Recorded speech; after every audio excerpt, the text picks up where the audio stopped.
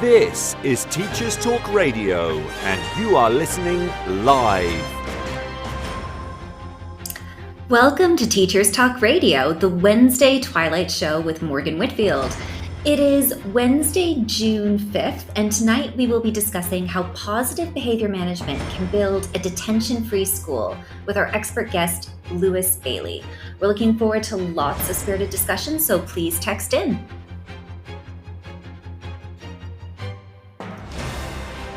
This is Teachers Talk Radio, and you are listening live. Tune in live at ttradio.org, or to join in the conversation, download the Podbean app and search Teachers Talk Radio. Follow the hashtag TTRadio. Tune in, talk it out with Teachers Talk Radio.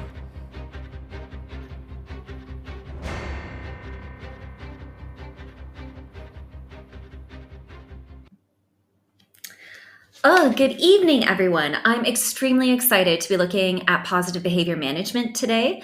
I think that it's because it's term 3, and once you get to the end of the year, you need as much positivity as possible. I think by this point in the year, if you are tired of telling young ladies and men to tuck in their shirts to make their uniforms smart, all of a sudden you realize that so much of your dialogue around the school can be negative, and you need to kind of change that so that you feel that positivity again.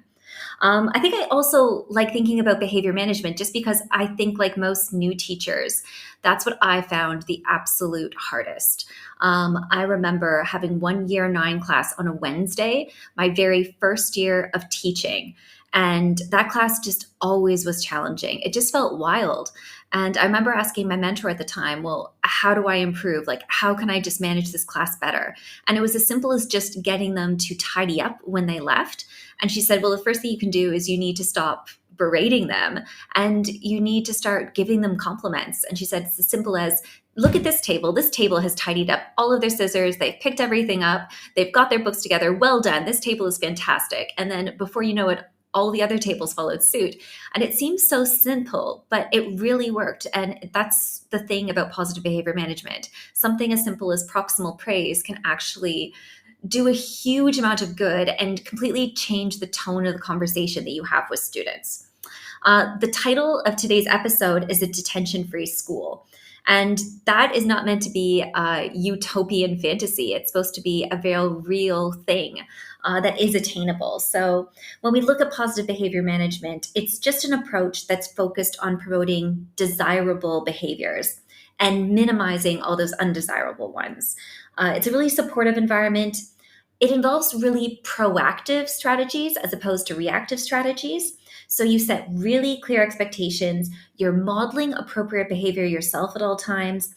There's lots of praise and rewards. And it really, it thrives when there's consistency, when there's relationship building, when there's skills development. And as a benefit, it kind of improves classroom climate. It enhances the relationship between teachers and students. And in the long run, that has a huge impact on engagement and outcomes for students. So positive behaviors that we engage in and that we model are extremely powerful. I think that it's not as easy as it may sound, like just being positive in our approach all the time, because relationship with students are all different. So my relationship with each and every one of my students is a unique thing. But our approach as a whole within the school towards behavior management has to be aligned. So how do we create those common standards for how we can interact best? So what I'm going to do today is I am going to actually invite in one of my dear friends and an incredibly enthusiastic and effervescent educator named Lewis Bailey. Lewis is incredible, and I've had the opportunity to work with him. He is just incredible because he's had about 20 years of experience in education. He's been a head of secondary. He's been a deputy head pastoral and a designated safeguarding lead. He currently works in the United Arab Emirates, having previously worked at a boarding school in Malaysia for 4 years. He began as a PE teacher And since then, he's been a school sports coordinator, and he spent 7 years at an outstanding school in Cambridge. He's just finished his MPQH and is a British school overseas inspector. So I'm just going to see if I can get Lewis in the studio now. Lewis, are you there? Lewis, are you in the studio? Well, I think we're just waiting for Lewis to come in, and I believe he is there. Excellent. Lewis, can you say hello to everyone? Hi, Morgan. Sorry, I didn't tap the button. No, it's just lovely to hear your voice, Lewis. Welcome to Teachers Talk Radio. How are you this evening? Yeah, I'm great. Thank you. Thank you for a lovely introduction. That was very nice. The reason I wanted to have you on is because I've never seen someone so enthusiastic about building real, meaningful relationships with students. You really practice what you preach. You like walk the walk and talk the talk. So because you love this approach so much, can you just give me a really great overview of what positive behavior management is and what it is to you? Okay. Yeah, absolutely. I think firstly I'll start with a child's behaviour. First of all, may not always be what it seems. It's really important to look below the surface. If you can think of like an iceberg, and what we see on the tip of it is the student acting out, possibly. But what we really need to do is explore the reasons behind a child's behaviour and look underneath the surface. And do that in a really caring and kind of compassionate way through conversations and through listening to that child and try and really get to the root cause of the problem. Okay. I think in terms of a positive behavior management, I think praise is always your number one behavior strategy. Ensuring that your praise is clear and it's directed, it's targeted and sincere. So verbal praise and reinforcement, I think, is always your number one, and you can do that. And really kind of be constructive in doing it in a meaningful way. Setting expectations are really important. Make sure those expectations are clear and absolutely sky high, and making sure that they're displayed around in each classroom so students know what the expectations are and are able to meet those standards. I think in terms of, I'm sure we'll talk a lot about consistency. So consistency in our rules and our approach to dealing with behavior, but also consistency in our responses from all teachers. So we're actually dealing with each child on a consistent and fair basis. But I think, for me, the most important one, and you've mentioned this already, is building relationships. That's why we work in schools, and you'd like to think that all teachers want to build strong, respectful relationships with students, and that those relationships are built around trust and cooperation. And there's so many ways to do this, but I really try. Something that's worked well for me is really trying to connect with the children on a daily basis, and just a little thing like a smile. A smile goes a long way, and actually asking them questions about them, finding out what they like and what they dislike. I'm a huge football fan, and one of the if I have a student and he supports Arsenal and I support Tottenham, straight away we've got a little bit of a rapport going because we can talk about football. So, I think that's really important, and trying to spend time outside of the classroom with the students, maybe jumping in and playing football with them, or playing chess, or sitting and having lunch with them. I think that goes a long way. Those small interactions are really important to the children, and they really value them, and it really helps build relationships. Yeah, I really love those moments of warmth that we have with kids, like that smile, that kind of checking in with them, making sure that like they see that you see them. as their own individual person, and that you know and understand them. That's really powerful. I think positive behavior management, it does seem like there's such a connectedness and a sense of community about that. I was wondering what you would say to a teacher or perhaps a school where there aren't sky high expectations that already exist. I remember teaching in a really, really challenging school where it felt like behavior management was my number one priority. And it felt like swear words were being used like commas, that we had students that were really acting out in ways that were unexpected and kind of sad. And it felt like all I wanted to do was control the situation. How do you change and flip that dynamic when you have really, really challenging behavior, not just by one student, but a group of students, or where that's kind of the social norm in a school?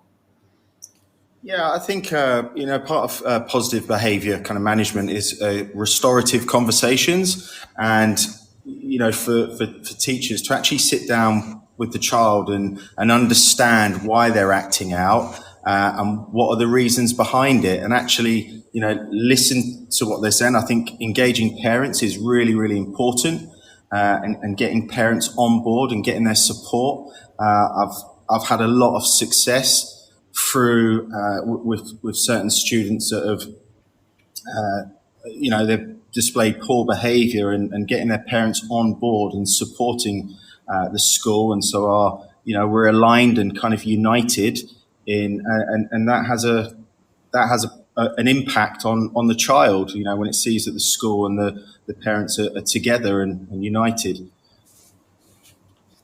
It's really interesting because I think it's more than just like one thing. It's like an entire kind of set of, I guess, engagements that a staff has to have if they want to kind of change and propel themselves towards positive behavior management. Could you give me just a selection of techniques that you found have worked really, really well? Absolutely, yeah. So we say kind of like relentless in our routine. So children need routines, and routines form habits, and that's what we want. We want the children to form good habits. So establishing and maintaining consistent routines is really, really important for the students, and one that has been really successful at my previous school, and we're starting to embed it here at my current school, and that is meet and greet. And so how that kind of works is, in a nutshell, all staff are expected to greet the children at the door, and setting expectations before they enter the classroom. So it's a really positive start to the lesson, and the children will line up, and the teacher will stand at the door and welcome them in, each child. And it might be a fist pump, it might be a handshake, it just might, just a smile, and to address each child by their name, I think is really important. And, certainly when I do it, they really value that, and they really like it. And, it also says that, you're coming into my room, and I'm in charge, and that I really want you to be part of being in my lesson. But remember, I am in charge, and it gives you an opportunity to possibly check uniform. So if somebody doesn't have their tie on, then you can just remind them and say, I want to see you with your tie on tomorrow, and then you have that opportunity to do that the next day. And I just think it's a really positive start to a lesson, and it's from my experience, it's worked really well in my previous school, and we're starting to embed it here at our school. Another strategy is the power of positive phone calls and emails. I think as a parent myself, you kind of dread those negative emails or those phone calls. But on the flip side, if you get a positive postcard sent home, or you get a phone call that just says your son has been absolutely fantastic in English today, it's really, really nice for the parent to hear that. That's something that's worked well. In terms of when things do go wrong, we have something called a step sanction. So, so when behaviour is poor, and a step sanction is really clear. It's crystal clear for the students. It's displayed in every classroom, and so you have step one, and for step one, it's where the teacher will say, okay, you're not meeting my expectations. This is going to be your first warning. This is a reminder, and the teacher will remind the child of what the expectations are, and that's great because it gives a child a choice to make the right decision. So you're giving them a choice, and that reminder is done in a very calm way. So the teacher might crouch down and speak to the child. It's done in a way where it's very calm, and then step two would be that if the teacher is not getting the desired behavior, what the teacher wants, the teacher will issue a final warning. And again, it's done in a calm way, and the teacher will remind the student of the expectations, and hopefully the student will be on task. But if not, then that's when a step three will come in, and a level one consequence will be issued. So it's a very clear stepped process to issuing a consequence, and with that consequence will be a restorative conversation at the end of it between the teacher and the student, and that's really important that takes place. And to discuss, what happened in the lesson, why are you behaving in this particular way? And that's the restorative, the repair part that really needs to take place. There's a lot there to kind of unpack. I love when you say that we should be relentless in our routines and that those routines form habits. And those routines are for staff as well. Like, I think just in my head, having that routine where I routinely use those 3-tiered steps, that I routinely make sure that I'm following that consistently. When you mentioned just having the meet and greet at the door, that makes a massive difference. That moment of connection where you are welcoming students into that space, where you are automatically just smiling at them, it just sets the tone for the beginning of this session that you're about to have with them. It immediately says, I see you, we're beginning, this is going to be fun, or this is going to be hard work, but we're going to work through it together. It automatically builds that sense of rapport. So I think it's really powerful to have these simple things done consistently and done well. I really want to get back to kind of what restorative conversations look like. But first, we're just going to have a word from our advertisers. And if anyone would like to call in or text in, we'd really welcome any of your input, your thoughts, or your questions. And now let's just hear from our advertisers. Empowering education with Easy for You, where innovation meets accessibility. Our subscription-based offering not only equips schools with cutting-edge devices, but revolutionizes the learning experience by eliminating financial barriers, streamlining support, and embracing technology.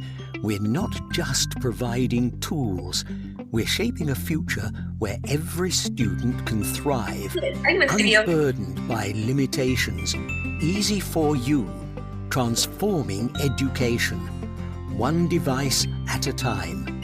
Find out more at www.easyforyou.school. This show is brought to you in partnership with John Catt Educational, publishers of professional development books and resources that support great teaching and learning in schools around the world. Don't miss out. Level up your professional development today and visit johncattbookshop.com to explore the full range of titles. Use the code JCTTR2425 for 20% off your order. Happy reading. Reading Solutions UK. Are you looking for best practices and innovative strategies to foster confident, lifelong readers? Join the free online International Reading Conference on the 11th, 12th and 13th of June. Hear from speakers like TV personality and education expert Basit Siddiqui, beloved children's author Michael Rosen, fluency expert Tim Rosinski, EEF specialist Chloe Butlin, the National Literacy Trust's Irene Picton, and a range of experienced practitioners, including MAT leaders, deputy heads, heads of English, high-level teaching assistants, and school librarians. Through the 3-day conference, speakers will explore a range of topics at the forefront of the current educational landscape, with sessions relevant for all educators and key stages. Visit Reading Solutions at readingsolutionsuk.co.uk for more information and to sign up for this free conference. Hello and welcome back. I'm here with Lewis Bailey. We are going to be looking at positive behavior management, and we wanted to kind of look at restorative conversations. So when we talk about a detention-free school, I think what we mean is not so much that you don't have consequences to behavior, but instead that we are framing things differently. It doesn't mean that it's just a change in nomenclature. It means that there is a change in approach. And I think restorative conversations are really at the heart of that. So Lewis, can you take me through what a restorative conversation is and why it's different from traditional detention? Yes. So restorative conversation is, sometimes things do go wrong, and we can't expect children to be absolutely perfect. And when things do go wrong, that's when we're there as educators to support them and guide them and put them on the right track. So it's a conversation where the teacher will speak to the child and say things like, for example, what happened? What were you thinking at the time? Who's been affected by your actions? How have you been affected? So there's lots of different questions that the teacher could ask. I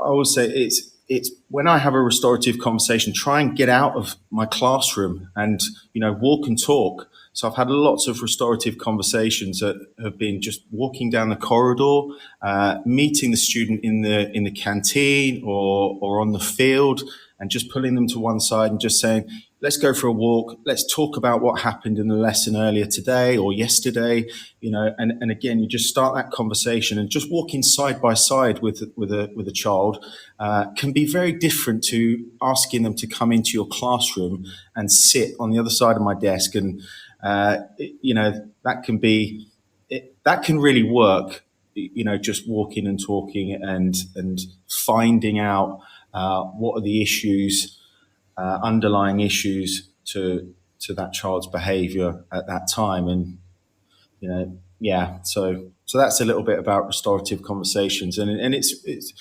it's not for, if something happens in a teacher's classroom, it really is for them to restore and to have that conversation. It's not for senior leadership to come in and have a conversation. If things escalate and things get worse, absolutely, senior management are there to support teachers in those conversations and be involved.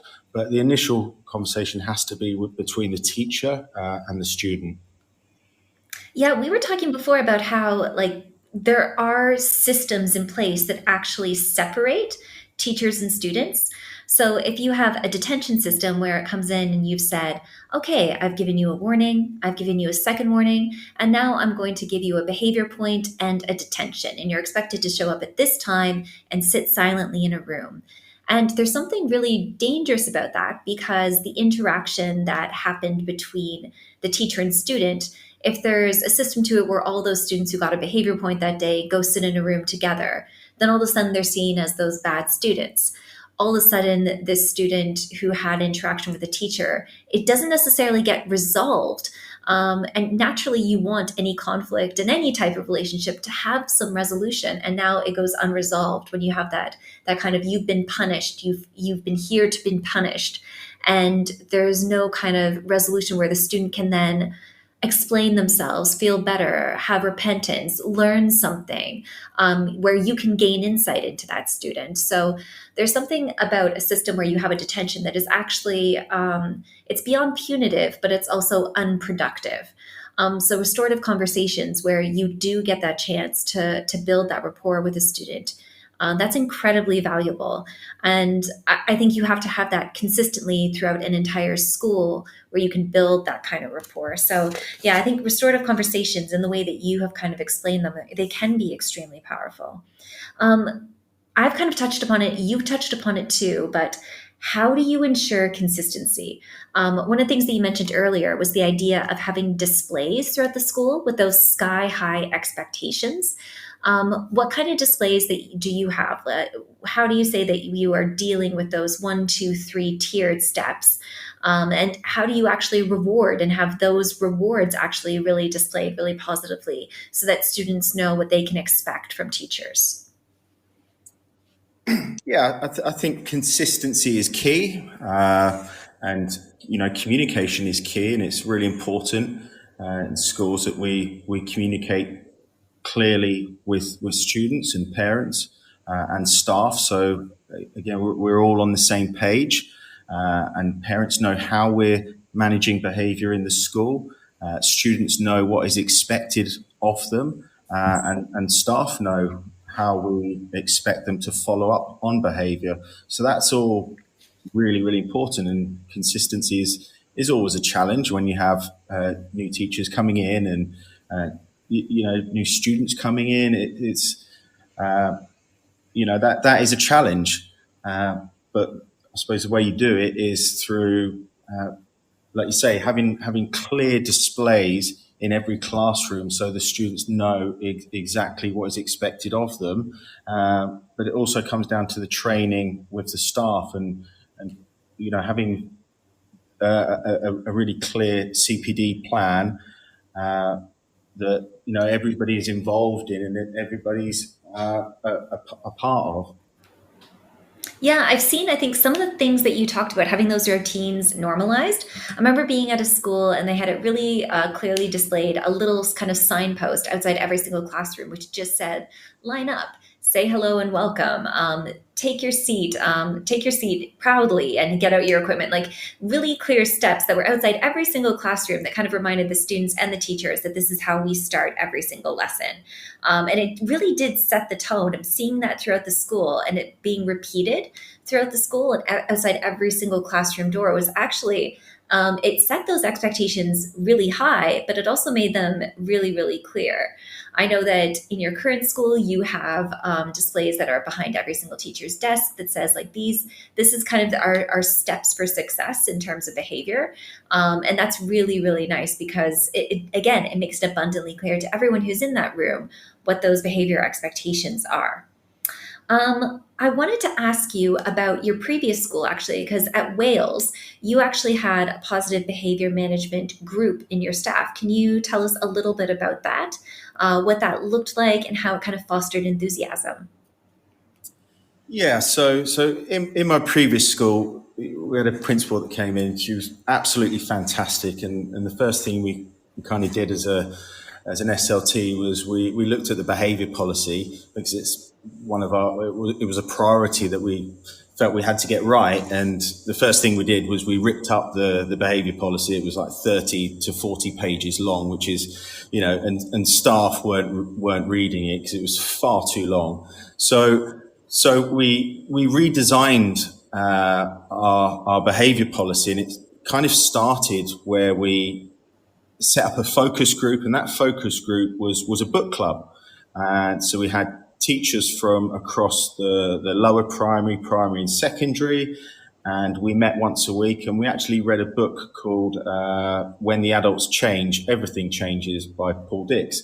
And as we started to build our policy based around that book, and it really did have it was teachers were trying things out from those discussions. It was really powerful. They were trying to, and you could see a ripple effect going across the school, where they were, meet and greet was just started off with a few teachers, and then before within a term, every teacher was doing it. Every teacher was in the corridor, and it was fantastic. And students were lined up, and they were having a really positive start to their lesson.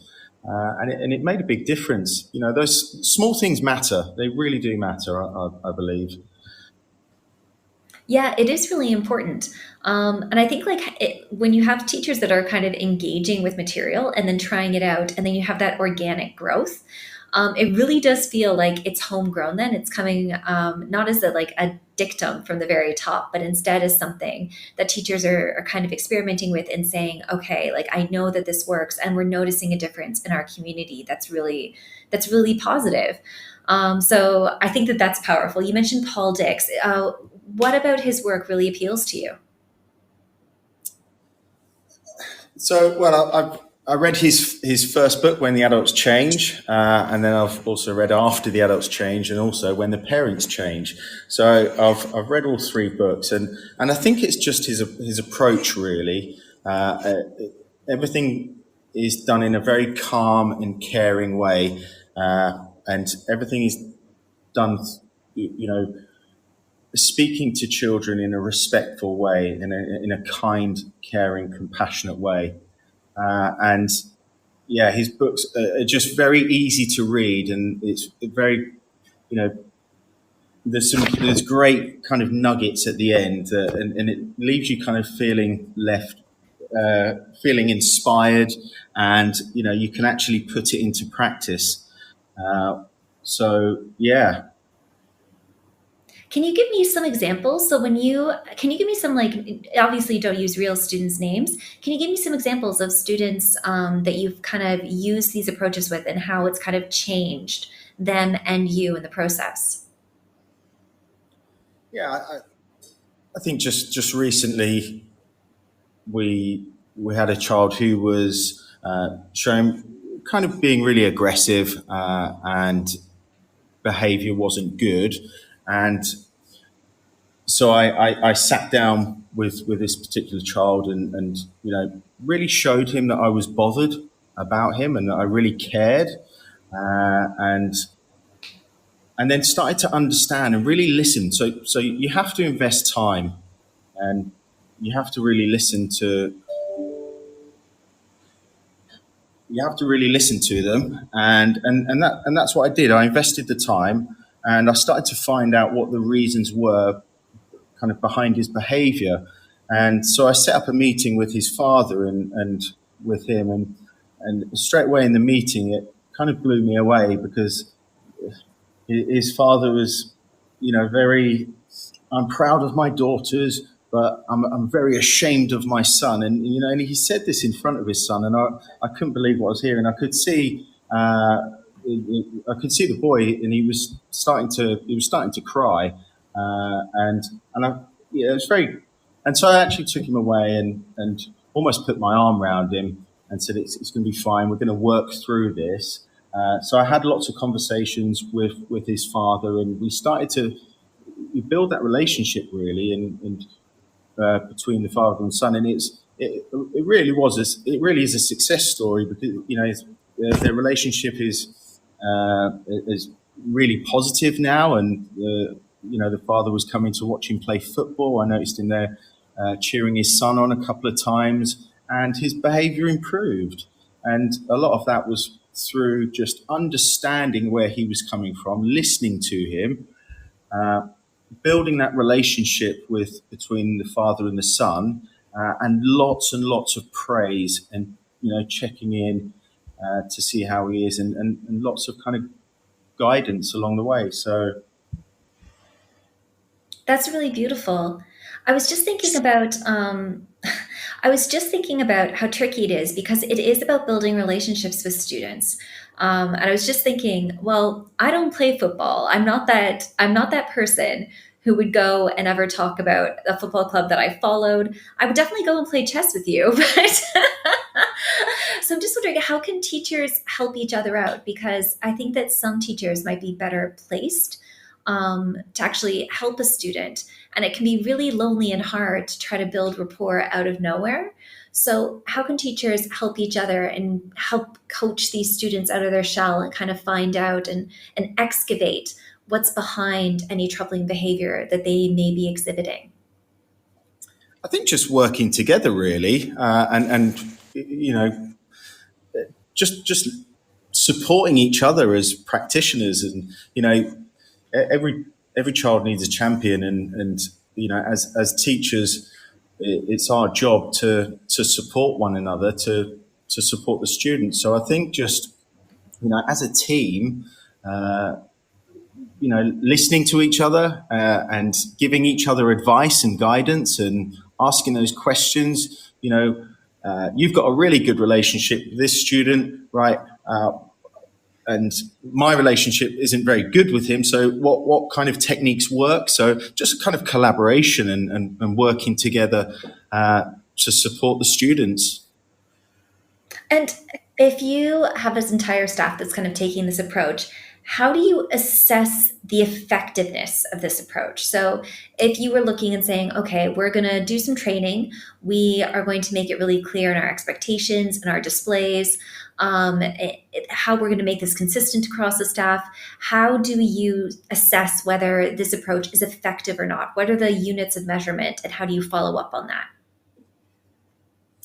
I think really, so you look at the data. I think is really important. So you can start to look at, a decrease in number of incidents.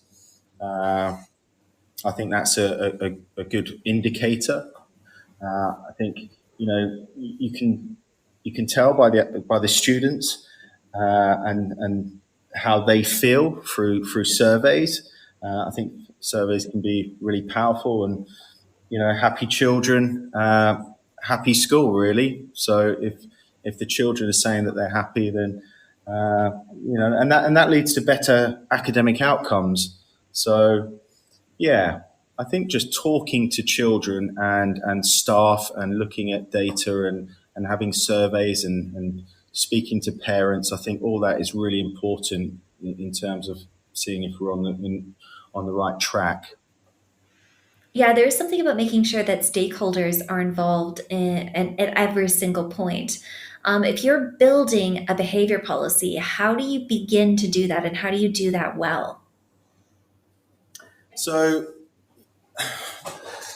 I said earlier, a behavior policy, if it's too long, staff are not necessarily going to read a really long policy. But if you can shorten it and condense it down onto 1 or 2 pages, I think that's a really good starting point. Making sure that the behavior policy is accessible for everybody, all stakeholders, but also making sure that parents are actually involved in creating it, or having their say, having their input in the policy, but also students as well, that they're part of that process in developing a behavior policy. I think that's really easy to understand and to follow, but it has to be crystal clear, and the purpose of the policy, and that the roles and responsibilities are clearly defined in the policy. So what's the role of SLT? What's the role of the teachers and the students and the parents? Yeah, I think that when you have as many different stakeholder voices in there as possible, then you get a better result, almost like automatically. As soon as you have diversity in voices, diversity in input, then you're going to get a better outcome. What I'm going to do now, Lewis, is I'm just going to play our news. If anyone who's listening would like to ask a question or would like to call in, we would welcome any of your input. So I'm just going to put on our news and a word from our advertisers. Empowering education with Easy for You, where innovation meets accessibility. Our subscription-based offering not only equips schools with cutting-edge devices, but revolutionizes the learning experience by eliminating financial barriers, streamlining support, and embracing technology. We're not just providing tools, we're shaping a future where every student can thrive, unburdened by limitations. Easy for You, transforming education, one device at a time. Find out more at www.easyforyou.school. This show is brought to you in partnership with John Catt Educational, publishers of professional development books and resources that support great teaching and learning in schools around the world. Don't miss out! Level up your professional development today and visit johncattbookshop.com to explore the full range of titles. Use the code JCTTR2425 for 20% off your order. Happy reading! Reading Solutions UK. Are you looking for best practices and innovative strategies to foster confident, lifelong readers? Join the free online International Reading Conference on the 11th, 12th and 13th of June. Hear from speakers like TV personality and education expert Basit Siddiqui, beloved children's author Michael Rosen, fluency expert Tim Rosinski, EEF specialist Chloe Butlin, the National Literacy Trust's Irene Picton, and a range of experienced practitioners, including MAT leaders, deputy heads, heads of English, high-level teaching assistants, and school librarians. Through the three-day conference, speakers will explore a range of topics at the forefront of the current educational landscape, with sessions relevant for all educators and key stages. Visit Reading Solutions at readingsolutionsuk.co.uk for more information and to sign up for this free conference. This is Teachers Talk Radio, and this is Teachers Talk Radio News.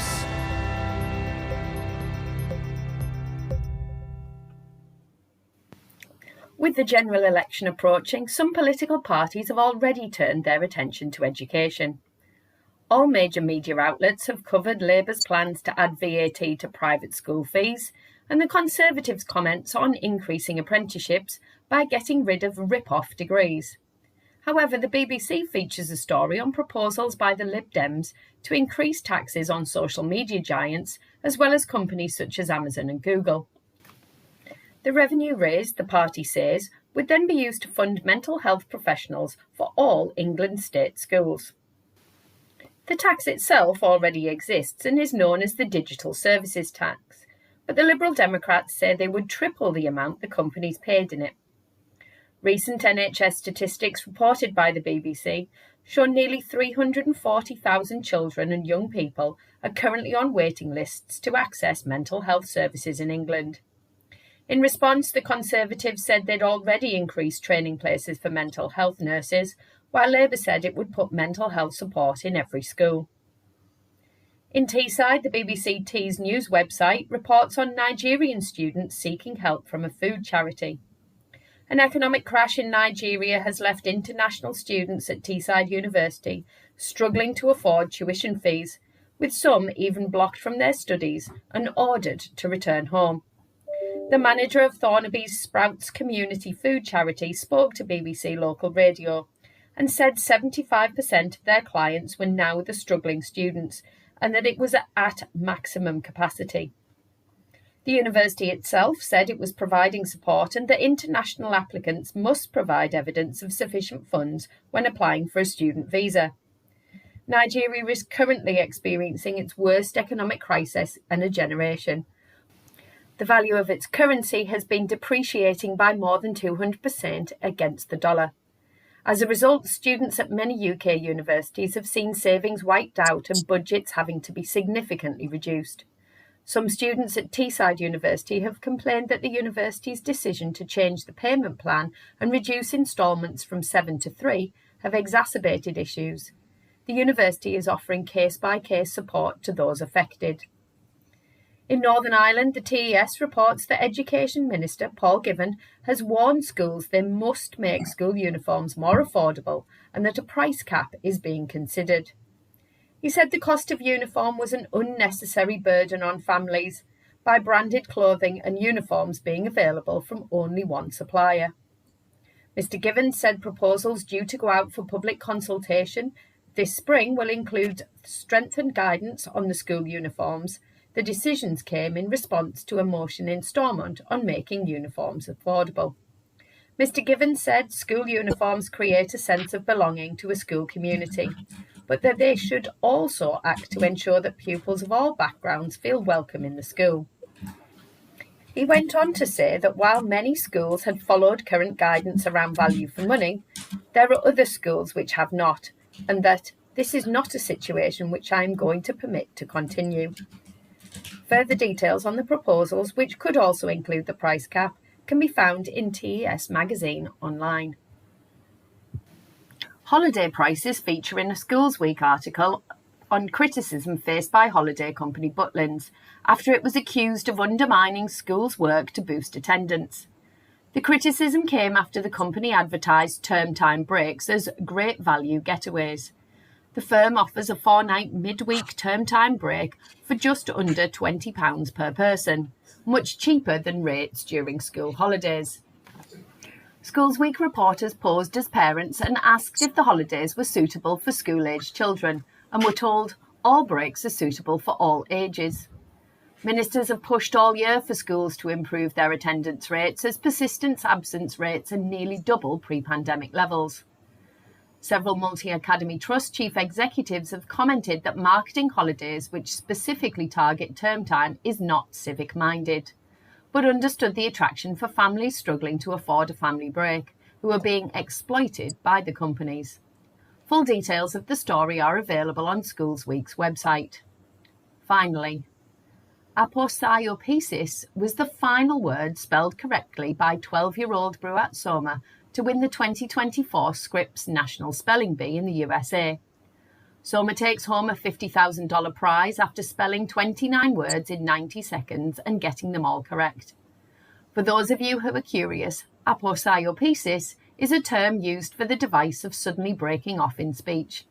An example of this rhetorical device could be "get out or else," with the threat remaining unsaid. This has been your Teachers Talk Radio News with Jo Fox. Oh, it's great to welcome you back, Lewis.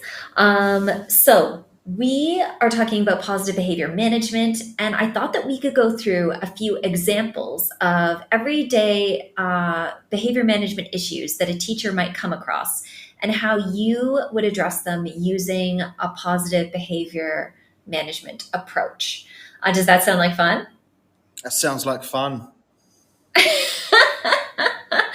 Well, let's keep it really fun. Let's start with the very most simple thing that we do every single day. Just a kid that will not stop interrupting. So, you know that kid that in your lesson frequently calls out answers without raising his hand.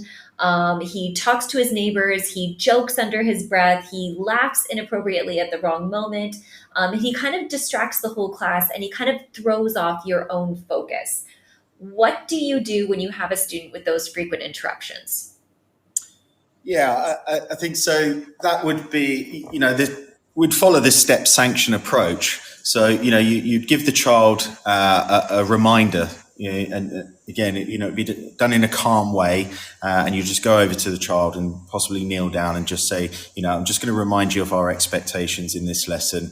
I need you focused, and you're disrupting the class. And then hopefully that conversation, hopefully that's enough. If it's not, then you go to step 2 and you give that child a final warning, and you'll do the same kind of process done in a calm way. But then if it continues, then that's when you start to, there's going to be there has to be a consequence. So I think, I've seen some schools that have, it's inconsistent. So a teacher will give a child 10 warnings. Right, this is your 9th warning. This is your 10th warning. I'm not accepting this behaviour.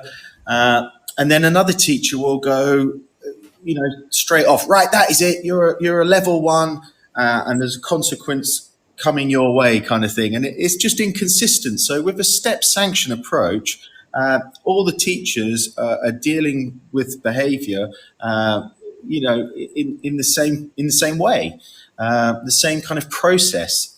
So I would follow the step sanction with that, and I would, if it escalated to step 3 and I had to give the child a level 1 and record that and log it on our system, then there would be a consequence attached to that. There has to be consequences for their actions, but I certainly wouldn't be putting them in a detention and sitting them there for 30 minutes, writing out lines or sitting in silence, and having all the so-called naughty boys sitting in a room together at lunchtime. That's certainly not my approach. It would be that child needs to come and speak to me at break time or lunchtime, and make it a little bit inconvenient for them. So you're going to come at lunchtime. You're going to come and meet me, and we're going to go for a walk, and we're going to talk about what happened and try and get to the root cause of why you're joking and why you're talking out of turn. You'd expect the rules in the school to be pretty clear, like 3 very simple rules: be responsible, be respectful, be safe. So the students know very clearly what the rules are and what the consequences are. Yeah, there's so much there that I love. I think that when you have those kind of actions that are consistent, then all kids know it's 1, 2, 3. And so it really becomes, because it's performed in front of them so often, they understand that there is going to be a consequence and that you've made the expectations clear. It also means that when you have a talk with them, because I'm betting that if this student has had frequent interruptions in this lesson, it's probably not their first time that they've done this. They probably are acting this way in several lessons or in several of your lessons. So having a good discussion about that and how you can resolve it permanently is really powerful. So I really love that approach. Let's go with another example. This could be a little bit tricky. This is when a student refuses to follow instructions. So imagine you've set some kids off and you said, here are your groups, you're in a group project, and a student refuses to join her assigned group, and she openly defies you. She won't listen to your directions. She argues with you that she would prefer to work alone. And this kind of creates tension in the classroom. It delays the start of the activity that you want to run, and it kind of undermines your authority because you're trying to reason with her that she should be doing what everyone else should. How do you react in that moment? Because it's not like this is a warning situation where they've interrupted frequently. How do you positively turn this situation around? Okay, if I'm understanding correctly, the child has not responded to the step sanction, and you've already got past step 3. Is that correct? Yeah, and they just refuse to take part. They refuse to do what you've asked them to do in terms of following a very clear, direct instruction. Yeah. So when you get to that stage, and it's actually disrupting the learning of others, that's when the teacher will need support, and there should be a system in place where that child can actually be removed from the classroom to allow the teacher to teach and for the rest of the students to learn. So just making sure that you have a backup system in place. Is there anything that you could say to that student in the moment to kind of de-escalate? So before you get to that stage, hopefully you will have had those. You would have gone through the steps and spoken to that student, and with calm intervention, trying to de-escalate the situation. I always remember, when I was at school, and the teachers that shouted at me. It doesn't kind of get anywhere. We need teachers to be calm in the moment and try and de-escalate situations. So having that conversation with the child to try and get them on board, to try and support them, possibly moving them from one space if they're working. If they're with another child and the dynamics are not quite working in terms of your seating plan, then moving to another area can help. But if it's just not working, then it's not fair on the other students. So that child, should be a system in place where that child can actually be removed. Yeah, I think there's something about being like curious and finding out like why is the student being obstinate about this specific point. It's so weird when we don't understand the exact inner workings of what's going on with the student at that exact moment, that's made them dig their heels in. It's really funny. I think sometimes you get into a situation where students, they don't know how to back themselves out of a corner. I remember my dad was a teacher as well. And I remember him telling me that no matter what, you have to allow kids an out. You need to be able to like give them a choice where they can exit that situation they've got themselves in, with some dignity. And you have to not get them in a position where they're going to be punished, but you can say you have a choice between doing this and this. And if you give them kind of an easy exit, then it automatically gives them the sense of control. It puts the ball in their court, and hopefully you can get to the root cause later, to figure out why they might be acting in a really kind of difficult manner. I wanted to look at things that are a little bit subtle. I think that we've all had students where they're present in our class, but not fully present. So there's like persistent inattention. So the student that stares out the window, they doodle in their notebook, they kind of half complete or not all the way complete assignments, even after repeated reminders, even after prompts. And you know that this is kind of hindering their academic progress. But it's not like they're being actively disruptive. If anything, they're just hindering themselves. So this persistent inattention, how do you deal with that type of behavior, and how do you subtly kind of reorient the student? Yeah, I think done in a supportive way, and sitting next to the child, sitting next to the student, and trying to motivate them, and trying to encourage them to do their best. That would be my approach.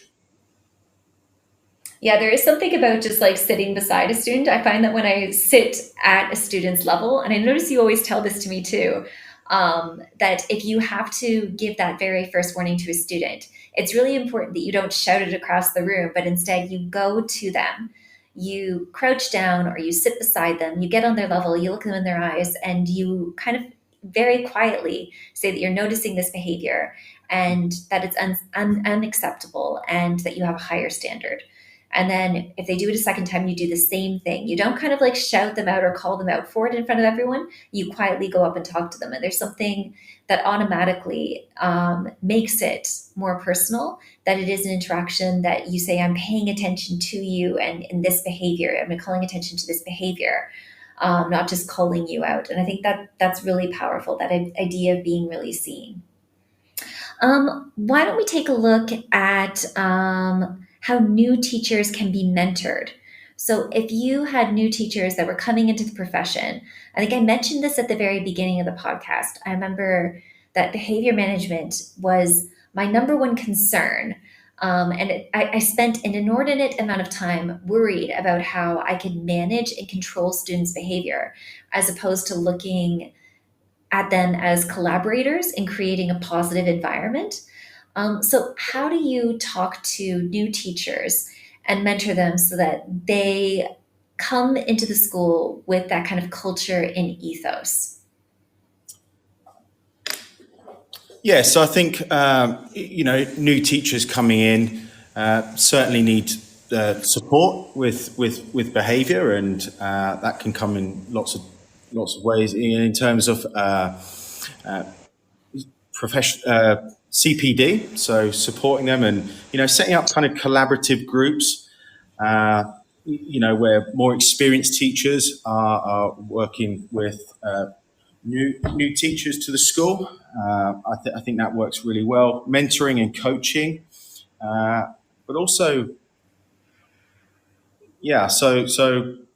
mentoring and coaching, and having a very clear professional development program in place for them, that's going to support them, and also things like observations. I think they can, getting in and supporting new teachers, observing their lessons and giving them constructive feedback and guidance. Yeah, I find that there's any time that a new teacher can observe an expert teacher too. There's so much there. There's so much wealth of knowledge. I remember when I got to see really great teachers teach, all of a sudden I realized I'm like, oh, I should be doing that. Oh, this is how you like manage a class. And I remember walking into my mentor's class that very first year that I was teaching and just being amazed at like how adroit she was, how adept at kind of multitasking and being able to kind of dance that fine line between having sky high expectations while at the same time having that warmth and encouragement and using praise in a way that felt really meaningful. I think that one of the criticisms of positive behavior management is that praise can be overused and hence it's devalued. How do you make sure that praise is used really constructively and is valued? Yeah, I think with praise, it needs to be targeted. It needs to be meaningful. If you're just kind of dishing out praise and it doesn't actually mean anything to the student, then it becomes a bit pointless. So it needs to be proportionate, targeted, and sincere. Yeah, I think that sincerity is really key. I think this is interesting because I've done positive behavior management before, and one of the things that I noticed is when we're using house points, what would happen is some of the naughtiest kids in the school would end up racking up a ton of house points because when they did something good, it was really praised and rewarded. And some of those kids that were consistently wonderful or quietly competent and polite, they never got the same recognition. How do you make sure that every kid has an equal opportunity to be kind of awarded points or seen and valued in that way? Yeah, I think that that's it's important, and sometimes it can. I've seen that happen where positive points, house points, certificates are given to a child, and they're just meeting expectations. They're not actually going above and beyond, and it does seem a little bit unfair. So I just think having a system in place and having a very clear criteria as to what that house point is, how to get that house point, and that's they're being distributed consistently, really, and fairly. I think that's really important. But sometimes, different children are on different tracks, and some children do need that little boost, that encouragement, that a little bit more positive praise because they're on a different journey. And I think sometimes we don't have to stick to exactly what is in our policy. If it's going to benefit that child and get them on track and get them to where they need to be, I think you kind of want them to get there. Yeah. Yeah, I think what you said about if it goes beyond the policy, I think that policies are really funny. I think that we always want to follow the spirit of a policy, you know? I think that policies evolve and they grow over time. There's something that should be really live and are reviewed constantly by stakeholders. And I think more policies than ever. I think a behavior management policy is one of those ones that very much has to keep up with where a school is at. It should be culturally responsive to the school. It should reflect the community and where the school is at. And I think that there's even different flavors of cohorts in a school. I always notice I'm like, oh, okay, like this year 8 group this year is really, really good. But those year 9s, they're a little bit wild, where it looks like the year 10s they're always off task. There's such a bunch of jokesters. Like there tends to be different ways that we have to kind of change and target our approach within a school, but also within different cohorts as well.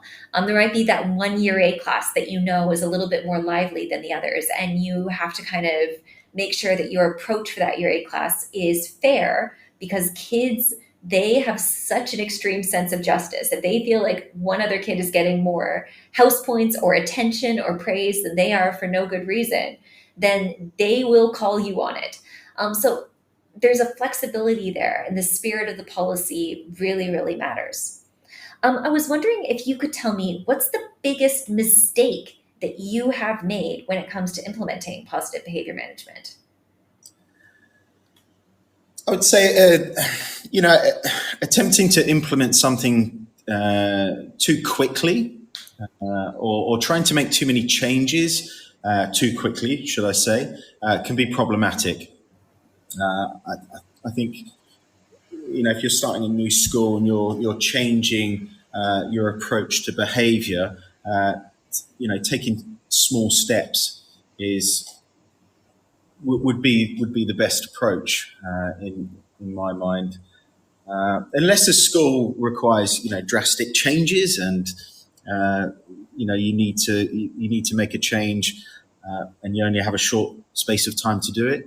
I would certainly say I think communicating clearly is your kind of vision, and how I think that's really, really important. Communication and clarity is really key, and I think that's probably something I haven't got right in the past. So making too many changes too quickly and not really communicating it very well, communicating it effectively. So yeah. Yeah, it's so funny. The EEF has just come out with their new framework for implementation. And when you look at implementation, it's so hard to make sure that what you plan to implement is done with the same type of vision, consistently across an entire school, that there's a shared understanding to kind of go from. So it's really, really tricky. At the very beginning of this podcast, I was thinking about some of the most challenging schools I'd ever worked with. And it just felt like I was overwhelmed by how extreme some of the behavior is. And when you look at a school whose priority might be changing the dynamic between staff and students, changing the dynamic between students so that they're kinder to each other, what are those small first steps that you can take as opposed to trying to do a huge overhaul? What are the very first steps that you can take to start changing the ethos and a culture of a school? I think, certainly we talked about this at the start, and that's, leading by example and modeling the behavior that you want to see in your staff and your students. And I'd certainly say, I think I pride myself in that I do lead by example, and you permit what you promote. And if, for example, if I walk down the corridor and we've said to the staff and we've said to the students, and it's part of the uniform policy, that your shirt must be tucked in at all times. If I walk down the corridor and walk past a group of students that have their shirt out, and the staff there as well, then I'm signaling to everybody that the policy doesn't matter. It doesn't matter, and that is, it's okay, and we're going to let that slide. So I think it's really important to lead by example in everything that you do when managing behaviour and expectations. So I think that's important, really important. Yeah, it is really key. I remember speaking with a head, and they were talking about how much trouble they were having with litter at their school, and the fact that students, after sitting at lunch, they would just leave messes behind. And he said the number one difference that was made was not by asking those students repeatedly to pick up the litter, but instead the difference was when he started picking up the litter, and staff members, when they saw the litter, they started to pick it up. And all of a sudden something clicked with the kids that were like, oh my goodness, we are leaving a mess behind. Our teachers are picking it up for us. This just seems rude, because it does click that they're doing something wrong then. And all of a sudden students begin to pick up the litter. They start to be much more aware of what they're doing and considerate. And so it does create this community approach. I think that when you let one thing slide and you do that in front of other staff members, then it is kind of assumed that it's not that important. And small things really do matter. So kind of keeping yourself and living up to those high expectations that you're setting is really key. Could you give me maybe one or two success stories? So stories where you have seen kids kind of completely turn around that have made a big difference. Success stories. I know that you have thousands of them. It's about choosing the right one. Okay, I'll give you one recently. So a recent student that has. So in term one and term two, persistently low level disruption, and we had his parents were in the school. We had a meeting. We had a number of meetings with his father, and his father wasn't on board, and was actually against the school really, and you could see that because of how his father was towards the school, you could see that in the child's demeanour. But what I think the success was, once we got his father on board through those meetings, and he started. We were kind of aligned with what we wanted for his son, and he could see that the school really cared. We really cared, and we wanted his son to be successful. And the father started to see that and believe kind of what we're saying and believe in our approach. He was actually against the report system. So we have a report system. When a student gets a number of level ones, they go into a report, and we kind of we track them and see how they're doing in each lesson. The father was dead against it. No, my son is not going on a report card. Once I kind of convinced him and said, look, we're going to use this in a very positive way. The child started to see that the father was on board, and we implemented this report card, and he would come to see me before school and at the end of the school day and show me his card. And the idea of the card is to try and focus on your targets. So you have 3 targets that are given to him, and to try and get excellent. So 1 is excellent, and then 3 is poor. 1 is excellent, and 4 is kind of unsatisfactory, not good enough. So this child, I spoke to him and said, "Come on, you can do this. You've got this." And we had some long conversations, and he went away and came back on the first day, and he had all 1s. No, he had a poor start. The first lesson wasn't very good, but after that we had a follow-up conversation, and we talked about that. And then after that, he got 1s all the way throughout for the rest of the day. So I met him at the end and said, "That's absolutely fantastic. Well done. I'm so proud of you." So he went away and he did basically the same on the next day, on Tuesday and Wednesday and Thursday. He had a really, really successful week. And my role was to call Dad, to follow up with an email and a phone call. And I couldn't wait till Friday. I actually had to call him on the Thursday because I was so excited. Because his dad had been so used to negative kind of phone calls and negative emails saying your son's been misbehaving in this lesson, your son was late for this. There was so much negativity going home. I was so kind of excited and couldn't wait to get on the end of the phone and ring him and say, "I'm so proud of your son. He has had the most fantastic week." And it was just such a positive kind of experience. And, he got lots of house points, and you could see, and you could see a real change in just 1 week, starting to smile, really positive in the school. Couldn't wait to come and see me at the end of the school day and show, "Look, sir, look at my report. I've got all 1s today." I'm like, that's absolutely fantastic. Well done. And so we met with his father, and he came in and we said, what a brilliant week. But the follow on is, right, you need to keep this going. Okay, you've had a great week, right? Let's do it again, and then it starts to become a habit.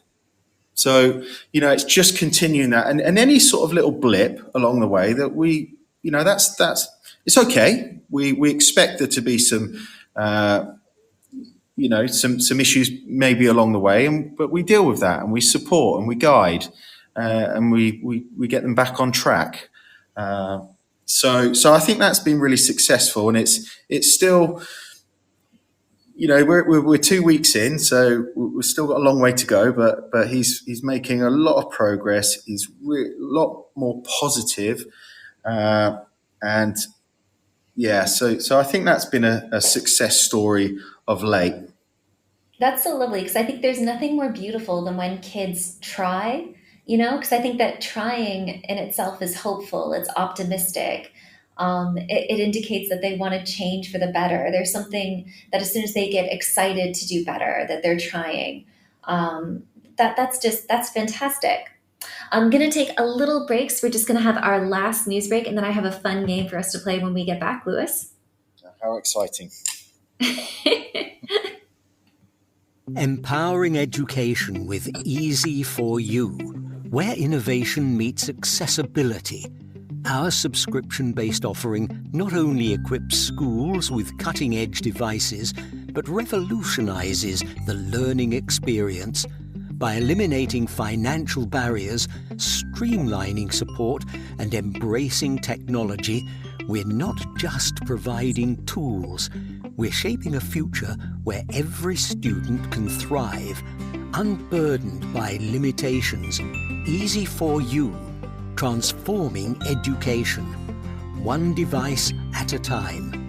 Find out more at www.easyforyou.school. This show is brought to you in partnership with John Catt Educational, publishers of professional development books and resources that support great teaching and learning in schools around the world. Don't miss out. Level up your professional development today and visit johncattbookshop.com to explore the full range of titles. Use the code JCTTR2425 for 20% off your order. Happy reading. Reading Solutions UK. Are you looking for best practices and innovative strategies to foster confident, lifelong readers? Join the free online International Reading Conference on the 11th, 12th and 13th of June. Hear from speakers like TV personality and education expert Basit Siddiqui, beloved children's author Michael Rosen, fluency expert Tim Rosinski, EEF specialist Chloe Butlin, the National Literacy Trust's Irene Picton, and a range of experienced practitioners, including MAT leaders, deputy heads, heads of English, high-level teaching assistants, and school librarians. Through the 3-day conference, speakers will explore a range of topics at the forefront of the current educational landscape, with sessions relevant for all educators and key stages.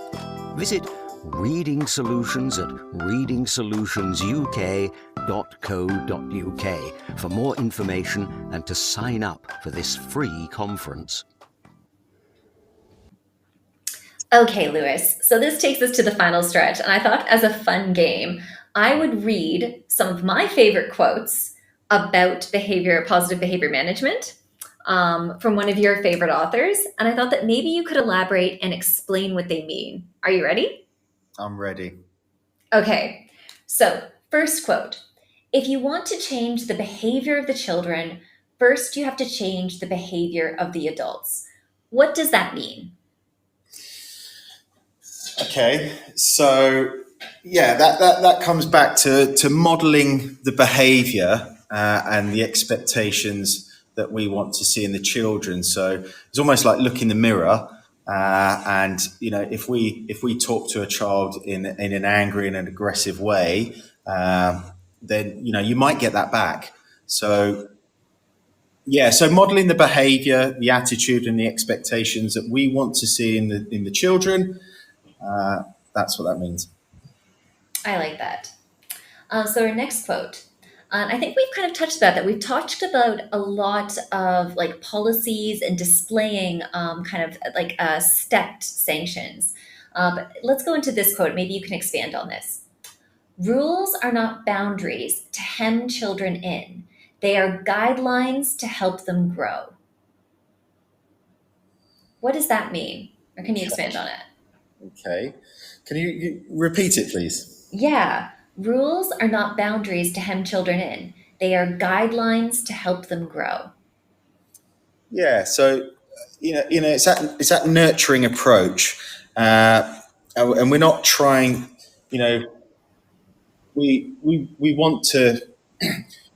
We want to guide children in the right way, and the rules are there. For example, 3 very simple rules. It might be respectful, be safe, and be responsible. And they're there to, you can use them. They're used in very. They can link to many different kind of settings, and they're there to guide and to support the students.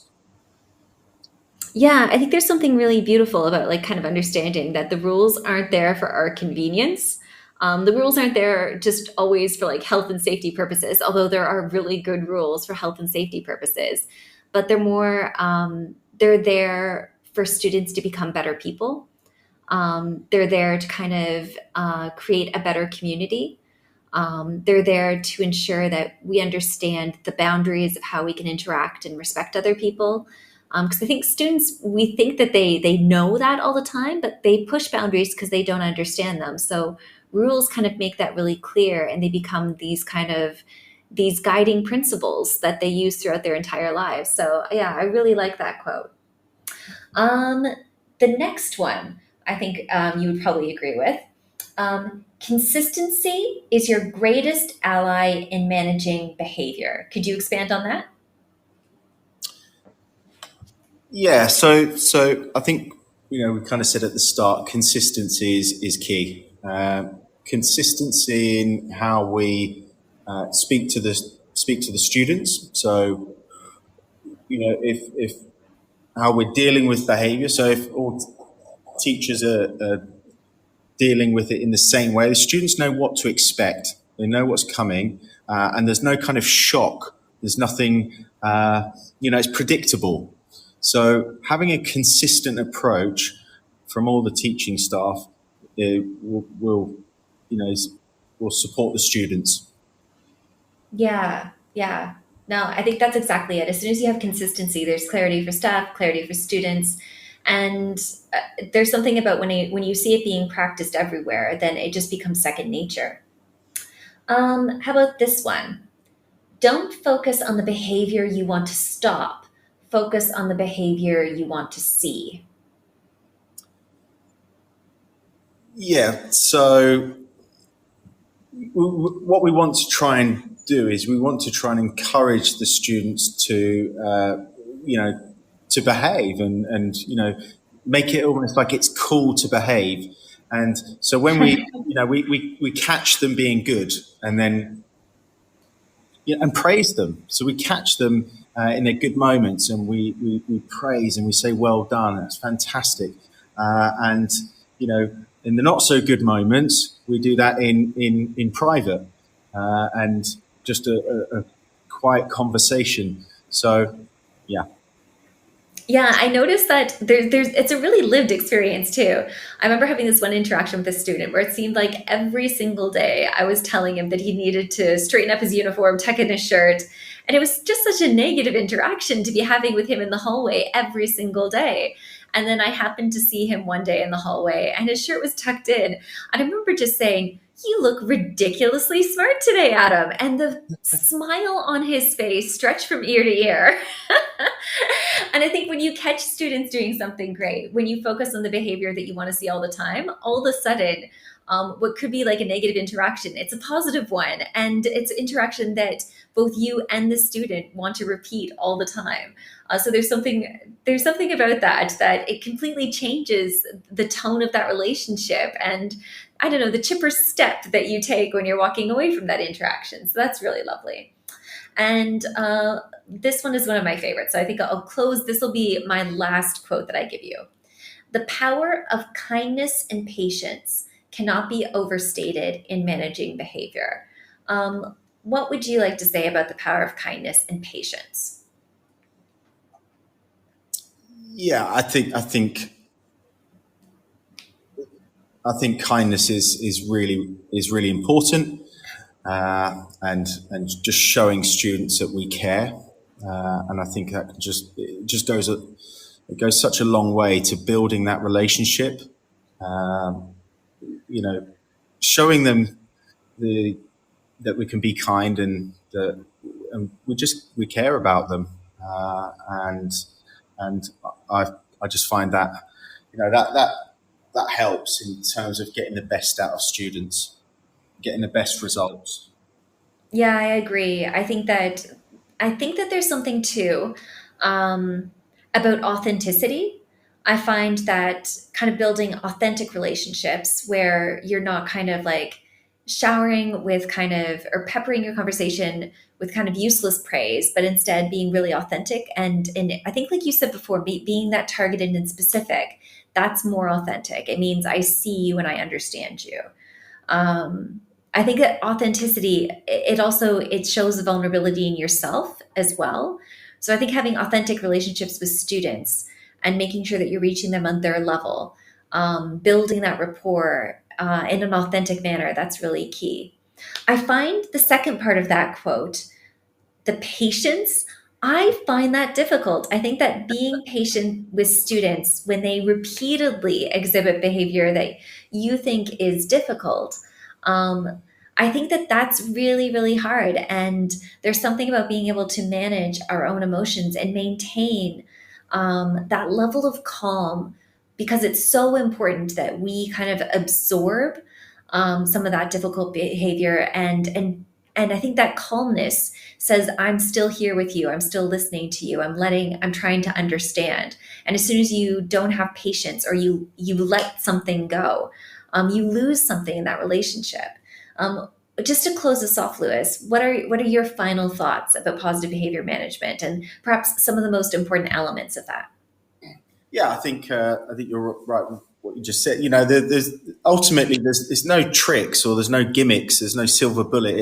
It's just lots of hard work that go into it, and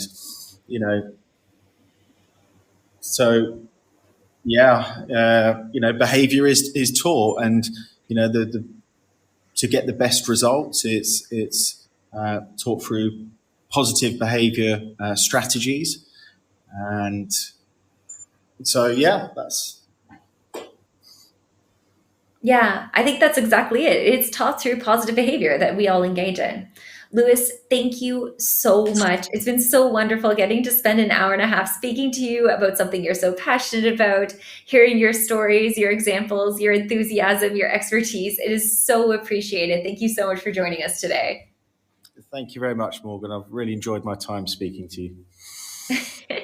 Thank you, everyone, for listening, and we can't wait to hear you in another 2 weeks for our next Twilight show. Everyone have a lovely evening.